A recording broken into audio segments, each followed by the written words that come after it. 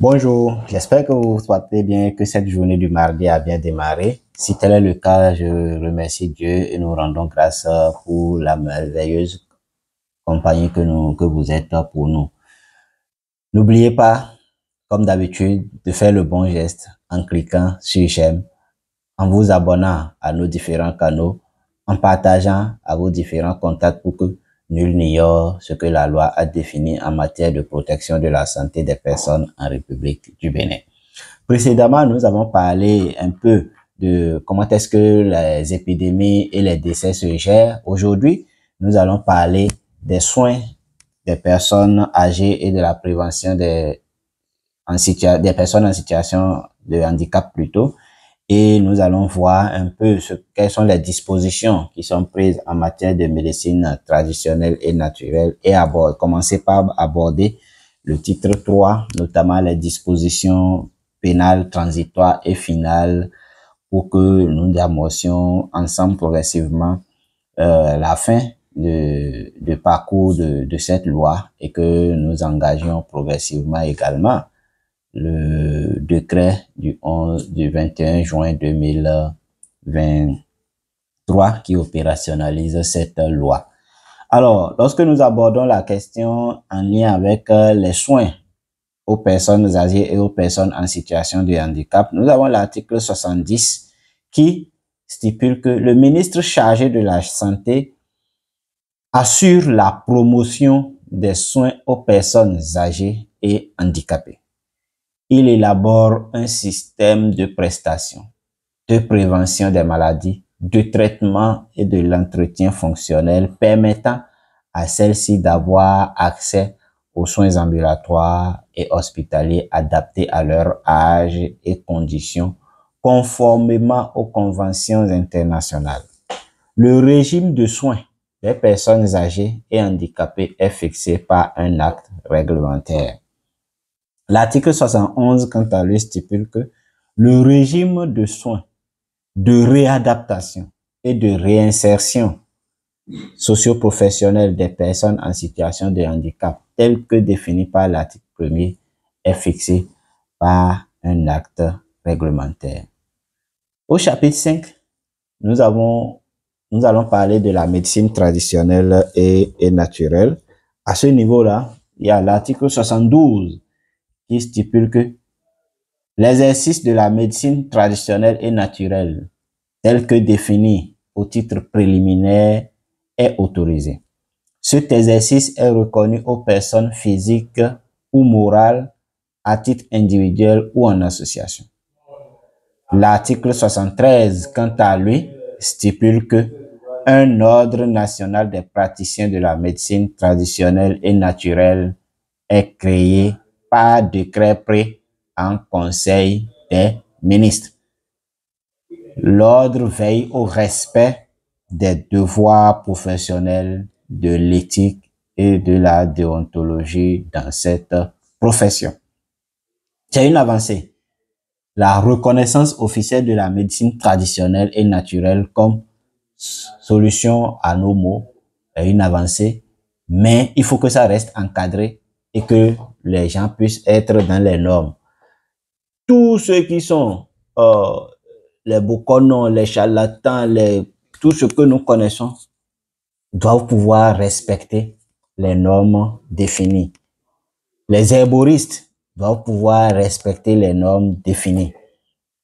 Et ils doivent faire preuve de professionnalisme, d'éthique, de déontologie, afin que la vie humaine ne soit pas mise en danger par leurs pratiques. Donc, voilà ce qui est prévu à ce niveau.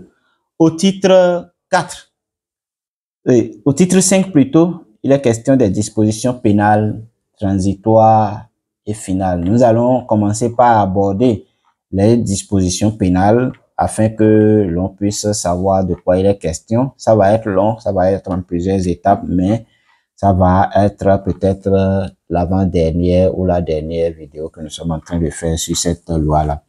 Les dispositions pénales commencent avec l'article 74 qui stipule que sous réserve des dispositions du Code de l'enfant, du Code pénal et toutes autres dispositions pénales, Les sanctions ci-dessous sont applicables en cas de violation en cas de violation des obligations prévues par la présente loi. L'article 75 stipule que tout praticien qui commet une faute médicale qui cause des dommages à la santé du patient ou à sa vie est passible d'une sanction administrative ou pénale. Tout établissement de soins auquel est imputable une faute qui cause des dommages à la santé d'un patient ou à sa vie est passible d'une sanction administrative ou pénale. La responsabilité pénale est imputable selon le cas au praticien ou à l'établissement de santé public ou privé concerné. Combien de gens ne sont pas morts par la faute des agents de santé? Combien de gens ne sont pas morts par la faute des formations sanitaires? Mais quelle est la suite qu'on y donne? C'est cet article-là qui nous le dit.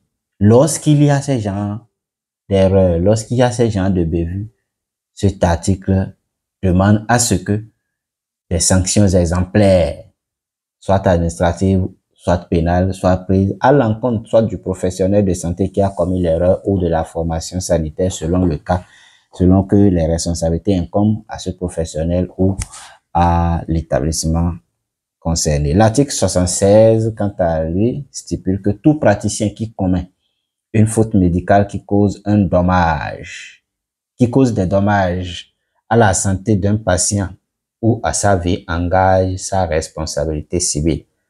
Tout établissement de soins dans lequel un patient subit un dommage du fait des soins dont il a la charge, des choses dont il a la garde ou des personnes dont il doit répondre, engage sa responsabilité civile. Et la responsabilité civile en cas de dommage est partagée entre le praticien et l'établissement de santé publique ou privé. L'article 77, quant à lui, stipule que tout praticien exerçant une profession de la santé doit souscrire une assurance garantissant sa responsabilité civile. Est-ce que c'est le cas dans nos établissements, dans nos formations sanitaires? Je ne saurais le dire, mais c'est ce que la loi stipule. Tout établissement sanitaire, public ou privé, doit souscrire à une assurance garantissant sa responsabilité privée et sa responsabilité civile. Les modalités de garantie de ces responsabilités sont définies par décret pris en Conseil des ministres. L'article 78 évoque les sanctions progressivement. On dit toute violation des dispositions prévues aux articles 6, 7, 9, 10, 11, 12, 13 et 56 de la présente loi est punie d'une peine d'emprisonnement de 2 mois à 1 an et d'une amende d'1 million de francs CFA ou l'une de ces 2 peines seulement. L'article 79 stipule que toute violation des dispositions prévues par l'article 14 de la présente loi est punie d'une peine d'emprisonnement de 2 mois à 1 an et d'une amende de 2 millions de francs CFA ou l'une de ces 2 peines seulement. Enfin, l'article 80 stipule que toute violation des dispositions prévues par l'article 38 alinéa 3 de la présente loi est punie d'une peine d'emprisonnement de 6 mois à 3 ans et d'une amende de 2 millions de francs CFA ou de l'une de ces peines seulement. Voilà, chers amis, là où nous allons marquer un point d'arrêt aujourd'hui pour nous retrouver demain avec une nouvelle capsule vidéo. J'espère qu'on a tous appris quelque chose et que nous allons pouvoir exiger la qualité des soins et services de santé dans les différentes formations sanitaires et que les praticiens vont devoir jouer convenablement leur rôle pour que la santé des personnes, des personnes soit protégée dans notre pays. Merci beaucoup et à très bientôt.